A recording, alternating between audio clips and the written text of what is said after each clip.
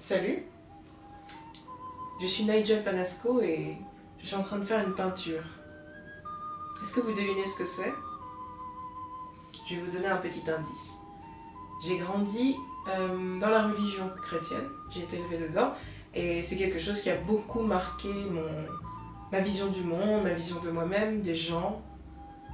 Et une chose que j'aime beaucoup dans la religion, c'est le fait qu'on puisse la subvertir. Et donc aujourd'hui, j'ai envie de vous proposer une peinture de Marie et de Jésus. Il me semble que ça s'appelle Vierge à l'enfant, traditionnellement. Donc j'ai déjà commencé, vous m'avez surprise en plein acte, et je vais vous en parler un petit peu. Donc vous me rejoignez, mais si jamais vous voulez rattraper tout ce que j'ai fait avant que vous arriviez, voici comment ça a commencé. Voilà ma palette, qui va du blanc au noir. Donc je commence par un blanc qui je pense est de titane. Ensuite un jaune de Naples, pour ensuite passer à un jaune primaire, classique. Puis un rouge écarlate. Ensuite un bleu violet. Après cela, nous avons un vert brillant. Et un bleu, c'est un bleu vert iridescent pour ajouter un peu de punch avec le vert qui précédait. Et pour finir, du noir. Un noir de nuit. Donc, pour ce tableau de mère à l'enfant, je fais une esquisse avec ce jaune de Naples pour avoir les premières bases de où sont situés les personnages et quelles sont leurs positions et leur rapport l'un par rapport à l'autre. On a devant le petit Jésus et derrière sa mère qui le porte. Et lui, il est en prière adressée au divin. Voilà, je commence comme ça, tranquillement, sans me prendre la tête. Ensuite, je me suis attaquée au pot pour commencer à donner un peu une consistance au tableau. Voilà, donc j'ai commencé par l'enfant, puis la mère. Et après ça, je me suis attaquée au fond, avec les personnages qui sont ancrés quelque part. Et enfin, leur robe. Marie, vous le savez sans doute, est représentée dans la peinture en bleu. On la reconnaît très facilement par cette couleur. Et Jésus, je ne savais pas trop. Je me suis dit, le blanc, c'est sans doute la couleur à laquelle les peintres ont pensé, mais comme je ne sais plus, je me suis laissée aller à un vert. C'est joli le vert, ça lui va bien.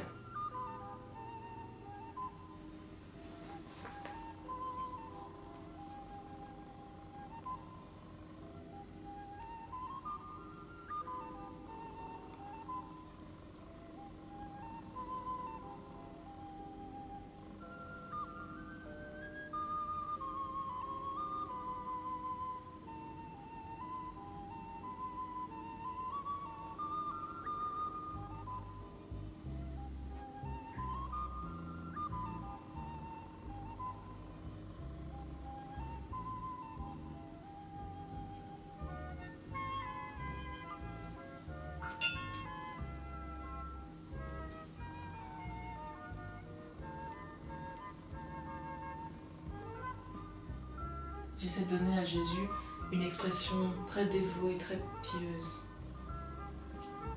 Comme vous pouvez l'imaginer, il est à fond dans une prière.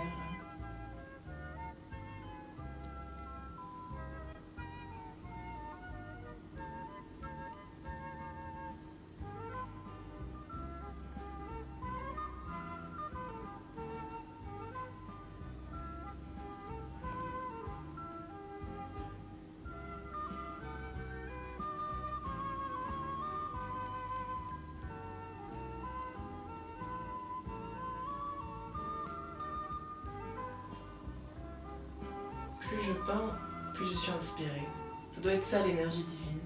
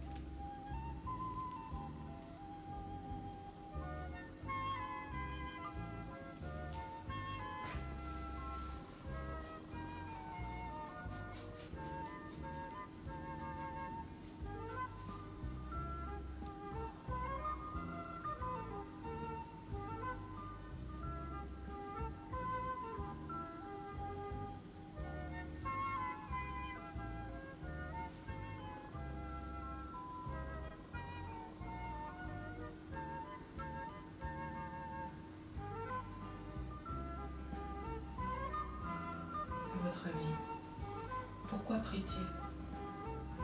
Pour nos péchés?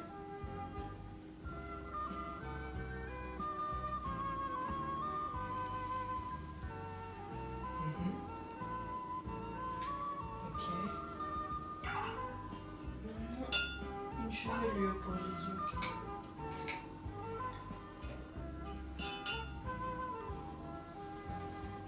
C'est vrai qu'on imagine toujours Jésus avec des cheveux. Je crois que j'ai jamais vu d'image de Jésus chauve en fait. Est-ce qu'il faudrait que je lui rajoute des cheveux pour de vrai? Passons d'abord à Marie. Gardons ce spectacle inédit comme ça pour l'instant.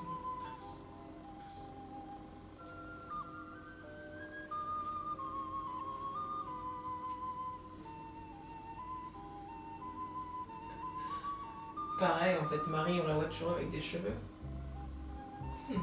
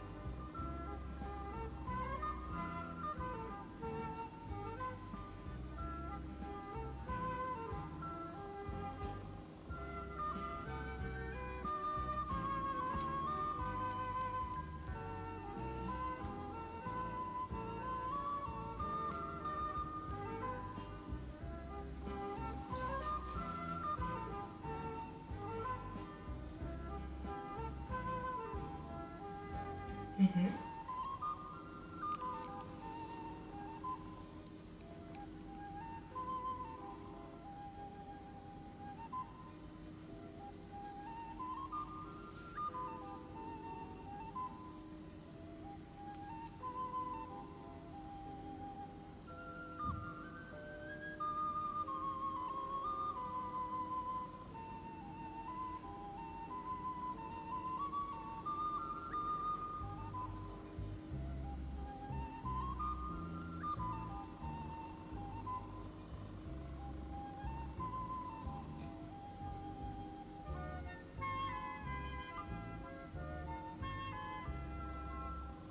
Hmm.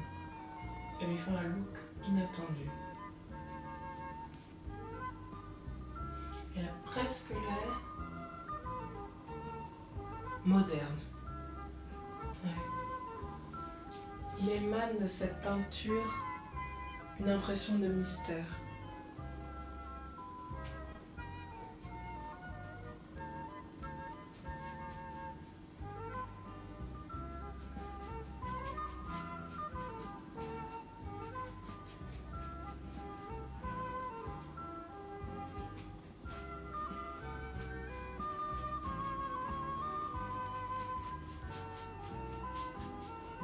C'est vrai qu'il y a toujours des zones d'imprécision et je vais continuer à préciser encore des choses. Vous allez comprendre.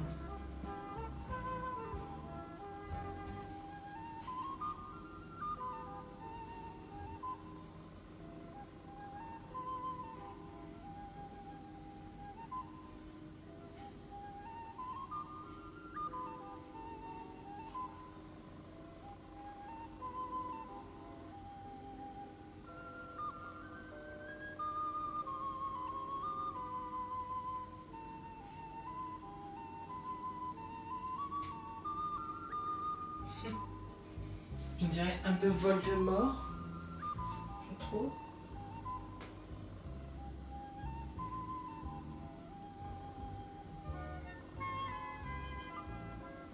Je vais faire un peu le drapé du vêtement de Marie. Qui dit peinture religieuse, dit drapé. Pensez-y.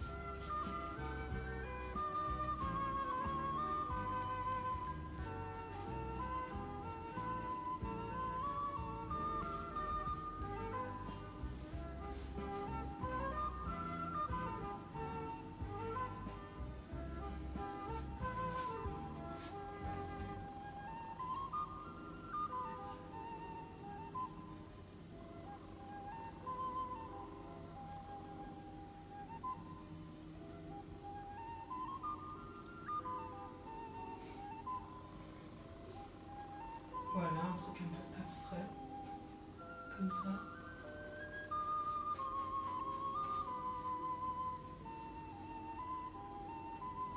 Bon. Donc, Marie a sa main sur Jésus, son fils. On arrive à un point déterminant. Qu'est-ce qu'on fait? Je suis toujours en conflit avec l'idée de mettre des cheveux à ces personnages, parce que d'habitude on les voit avec des cheveux. J'hésite encore. Avant de prendre une décision finale, je vais parfaire le fond. Juste donner des endroits où c'est un petit peu plus intense, dans les bords, pour donner une impression de halo au milieu.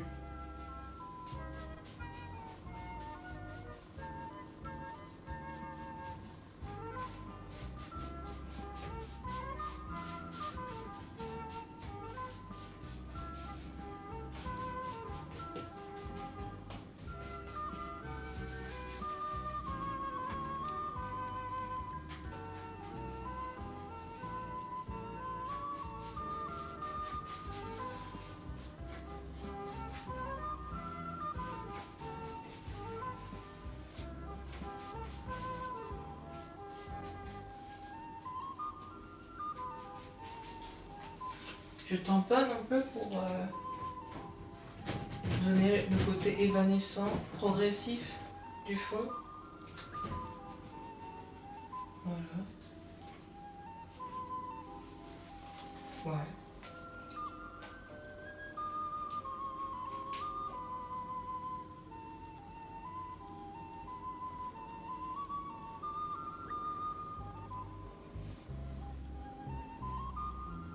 Une gentille petite auréole.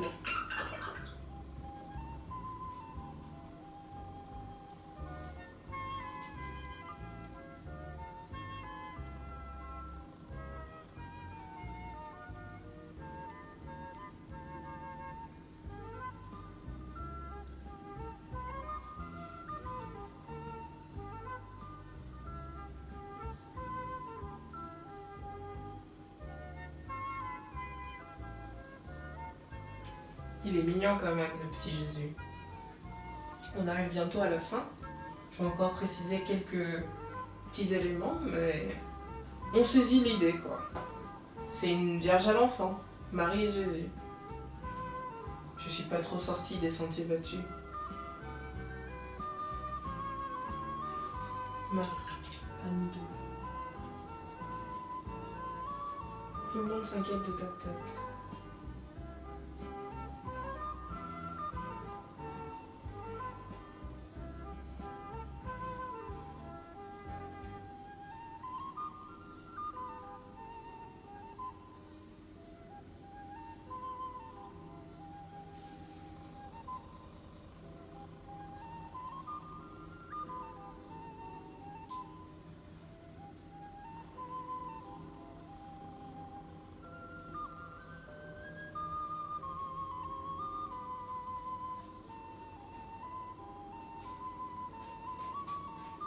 Mais qu'est-ce qui peut bien affoler Marie comme ça?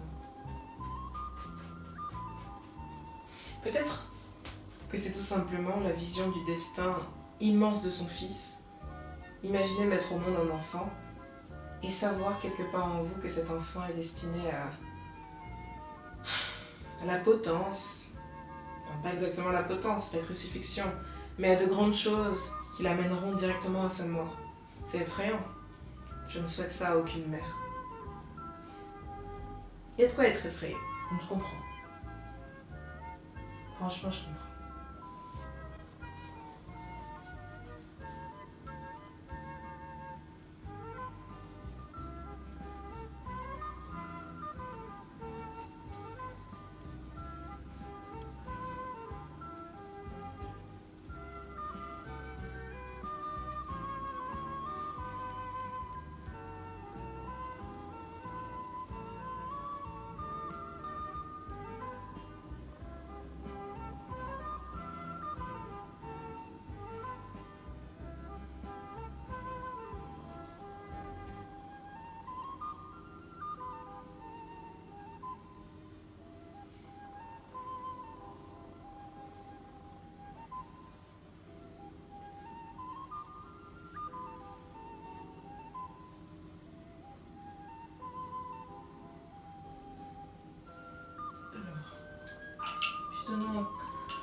un aspect un peu plus fort au contour de Marie, quelque chose un peu plus dessiné.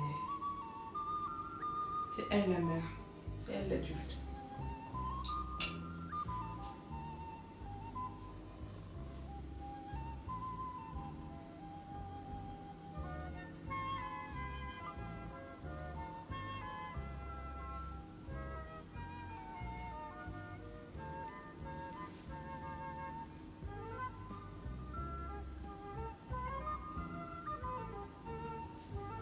Très bien. Je vais ajouter un tout petit détail.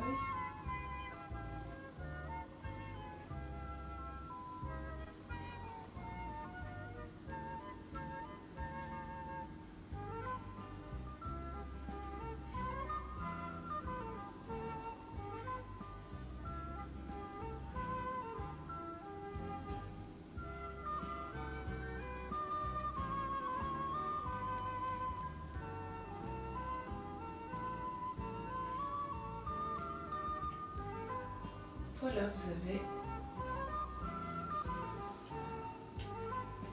une Vierge à l'enfant. Tout à l'heure, vous m'avez surprise pendant que j'étais en train d'amorcer la peinture et maintenant elle est, pour ainsi dire, terminée. Voilà, je pense que j'ai mis tout mon cœur et j'ai su rendre hommage à l'histoire de la peinture religieuse, quoi. Voilà, merci de m'avoir suivi. Cela dit, il manque quelque chose, je trouve. Parce que on a beau être saisi devant l'émotion de la peinture, je trouve qu'il y a un élément qui en permettrait une meilleure compréhension. Laissez-moi vous montrer. Il va falloir y aller avec subtilité.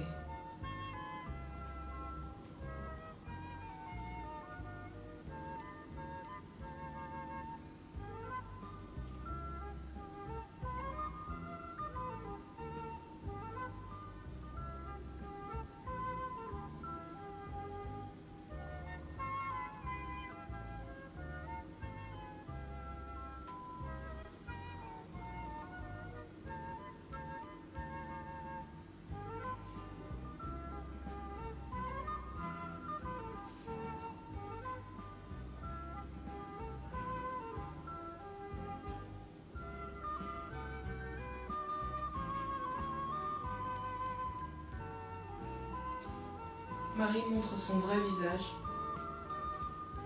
et il est un peu différent de celui qu'on attendait.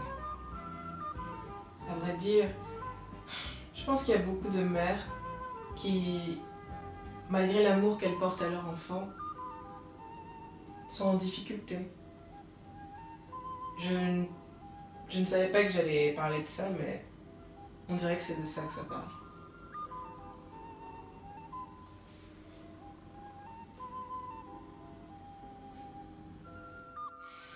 Voilà, la Vierge à l'enfant.